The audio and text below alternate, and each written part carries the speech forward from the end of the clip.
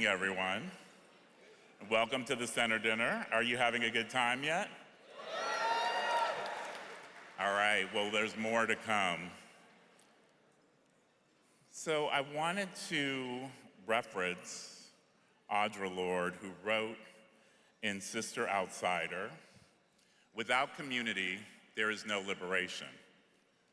But community must not mean a shedding of our differences, nor the pathetic pretense that these differences do not exist." When I met Dr. Carla Smith at the center, she greeted me with interest. Her door was wide open.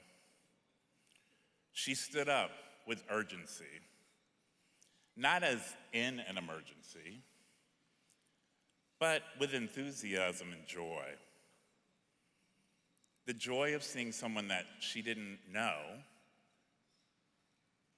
but she felt connected to. "Can I hug you? I'm a hugger." Hugs were had. Listen, hugs were had.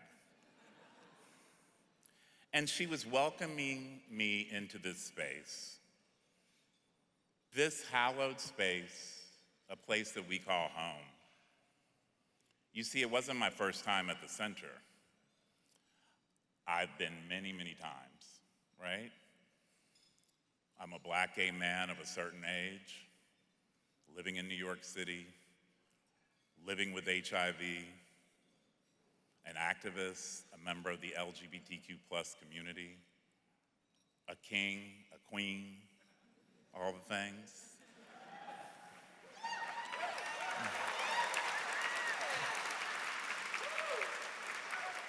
And a former resident of the West Village, I'm very familiar with the center. The center's a landmark. It is a safe space. It's a haven for us who come from different and diverse communities, who choose to live our lives authentically and don't always have a place to call home. But we end up at the center, right? Because it is indeed a home. We all need and deserve a home. It's a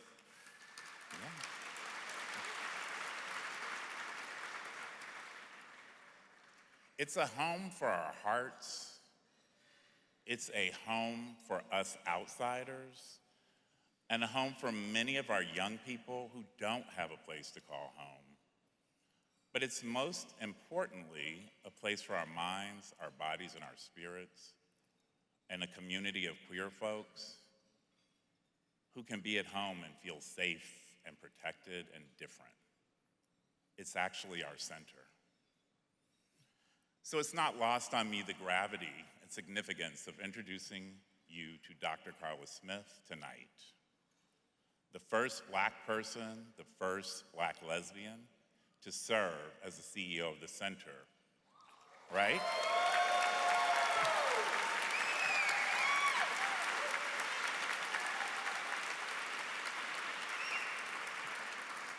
It's historic, right? This is a historic moment in our collective home, right? We make history as LGBTQ folks. We change history. So we are living in an era of hate. We are under attack. We are being targeted, trolled, and traumatized in a world filled with rage against LGBTQ existence, Blackness, transgender folk, women and their bodies, culture, history, and our very freedom to exist. So how do we protect our diverse, disparate, and dynamic community? How do we protect our home, our center? Historically, Black women have served as the unheralded matriarchs. For our society, they have protected us, right? I think about Audre Lorde, Achebe Betty Powell, Angela Davis, Lorraine Hainsbury, Nikki Giovanni, Barbara Jordan, June Jordan, Pauli Murray, right? And so many other Black queer women who have advocated for our safety, protection, and freedom in this country. Dr. Smith's career spans 25 years devoted to social services, during which her personal goal has been to serve New York's most vulnerable populations. She has worked to improve the lives of domestic violence survivors, homeless individuals and families, individuals with HIV and AIDS, and victims of hate violence and sexual assault. She completed her doctorate of education and executive leadership from St. John Fisher College in 2014 while working full-time and electing to focus her dissertation on examining shelter access barriers for transgender identified survivors of IPV. This work and her commitment to ensuring an open access model of care enabled her to spearhead Urban Resource Institute's efforts to reduce barriers, to enhance shelter access, initiate the provisions of culturally competent services for members of the LGBTQ+ community, through the development of ongoing staff training and institution protocol revisions. In 2020, Dr. Smith was appointed to the advisory panel for the Lubin School of Business Transformation Leadership Program at Pace University. Before joining us at the center, she served as the Deputy Chief Executive Officer at Urban Resource Institute, where she was responsible for leading the day-to-day operations of URI, the largest provider of domestic violence shelter services for homeless families, which includes more than 20 shelters across New York City, and more than 2,200 adults and children each night. She shared responsibility for facilitating the development, execution of trauma-informed programming impacting 40,000 individuals annually through direct services,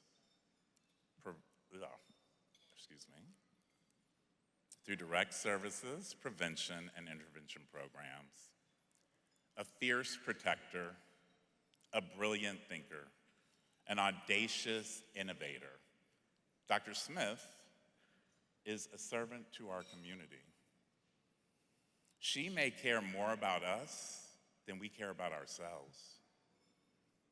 When I think of home, in the words of the great Stephanie Mills from The Wiz, I think of a place where there is love overflowing. Dr. Smith is opening the doors to the center with open arms to serve all members of the LGBTQ+ community. Dry. And the love is overflowing. In the words of Audre Lorde, I will say in closing, there is no such thing as a single issue struggle because we do not lead single issue lives. Our struggles are particular, but we are not alone. What we must do is commit ourselves to some future that can include each other and to work towards a future that is the particular strength of our individual identities. Ladies, gentlemen, siblings, please welcome our CEO, Dr. Carla Smith.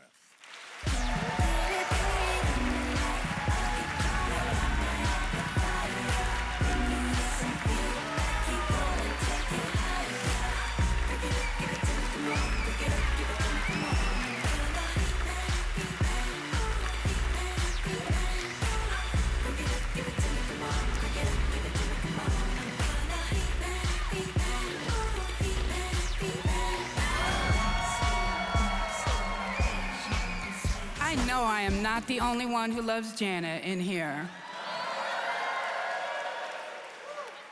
Janet? Okay, I'm just making sure. It's good to be home.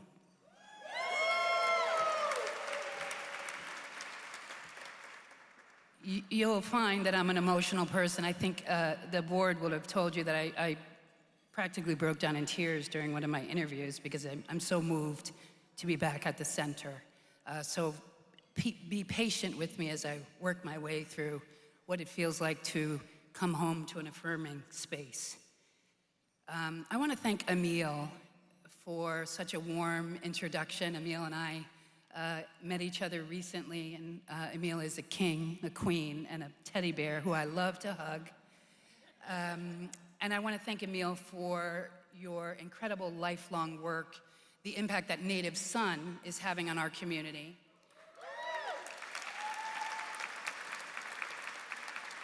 And I look forward to our continued collaboration.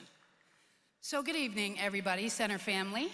I am Dr. Carla Smith. I use she and her pronouns. I'm deeply honored to stand here tonight as the new CEO of the remarkable New York City LGBTQ Community Center.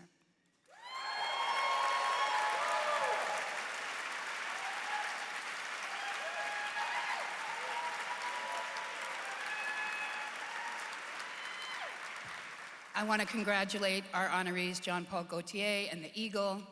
Your contributions to the center and LGBTQ plus people at large represent the very best of what it means to be in partnership, and I thank you.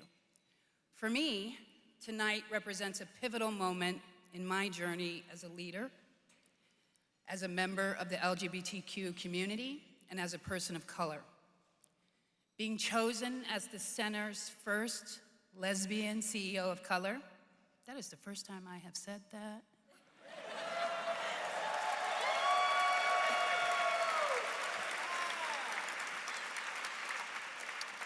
First lesbian CEO of color, I just had to say it again.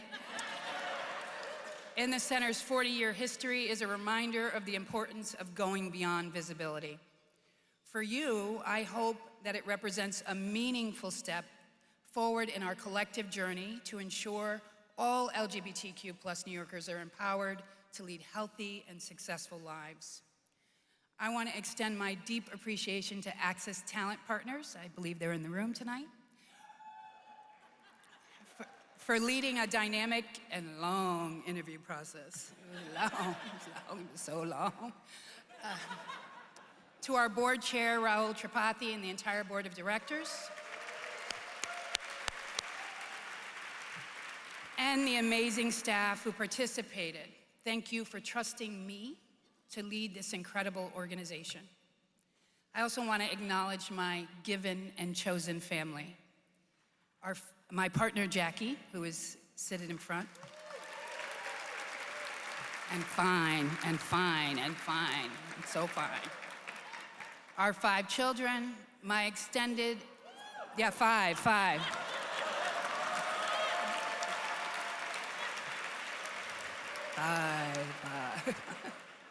Woo! I'm tired, I'm so tired.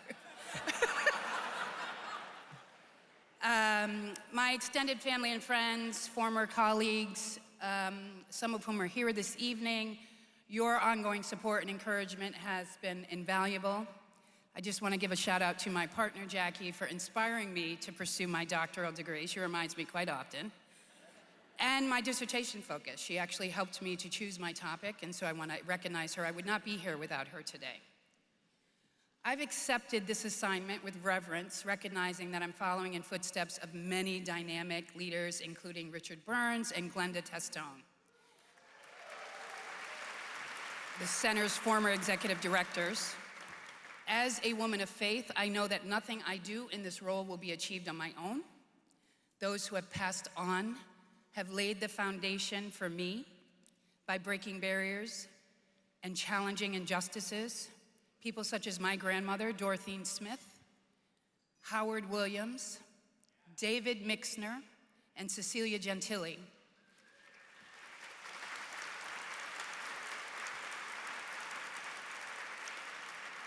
All have left a legacy of triumph and determination for which I am eternally grateful.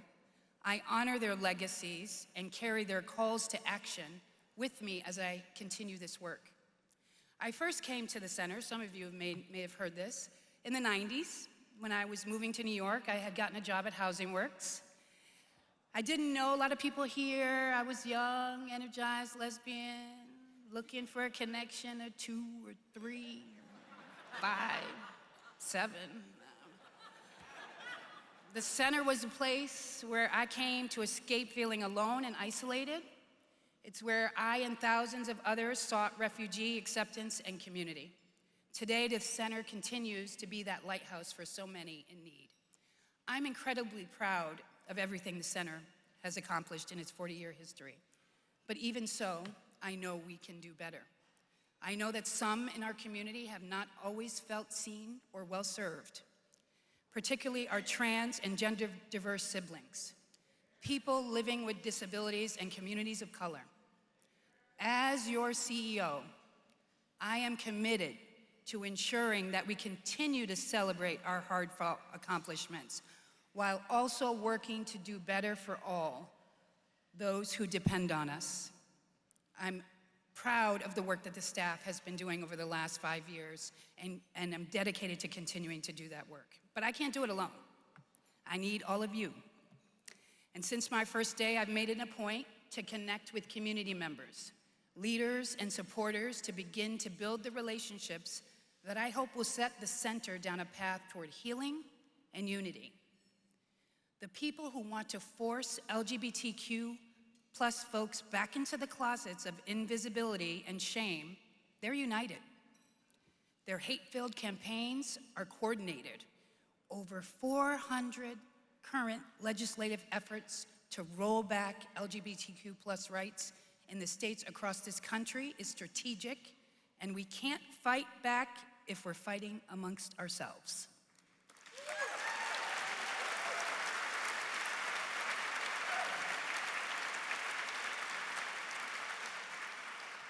Everyone has asked me, Carla, what's your vision for the center? I got a few things up my sleeve I've been thinking about since I stepped into the role and before I got here. Some of those things I'm honored to bring across the finish line that Glenda started, along with the staff, such as working to ensure that we open our new Article 31 licensed mental health clinic later this year.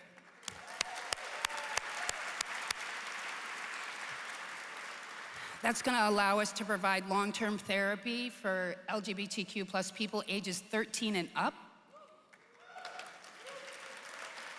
meeting a critical need in our community. We know that's a critical need.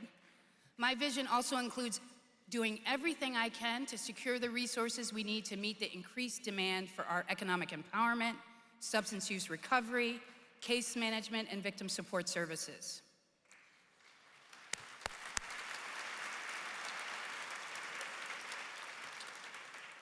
I also want to expand the center's impact to include better addressing the immediate and long-term housing needs of our community.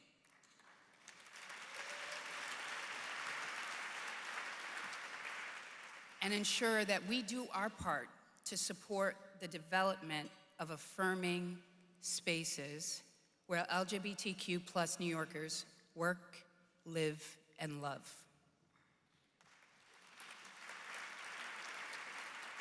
I feel that every day I'm at the center, and everybody deserves to feel that. As I lead the center through a formal strategic planning process in the coming year, the vision will surely grow and evolve, but one of the things that is for certain, the people in this room and the thousands and thousands of people, 300,000 a year, who we serve will play a critical role in helping to shape our direction. I ask you to join me by committing to seeing each other and working together in relentless support of all LGBTQ plus New Yorkers. This work is hard, but we can continue to be a loud and strong voice for equity, belonging, and inclusion, and justice. I'm happy to be here, seeing all you beautiful people, and I look forward to the years ahead. Thank you.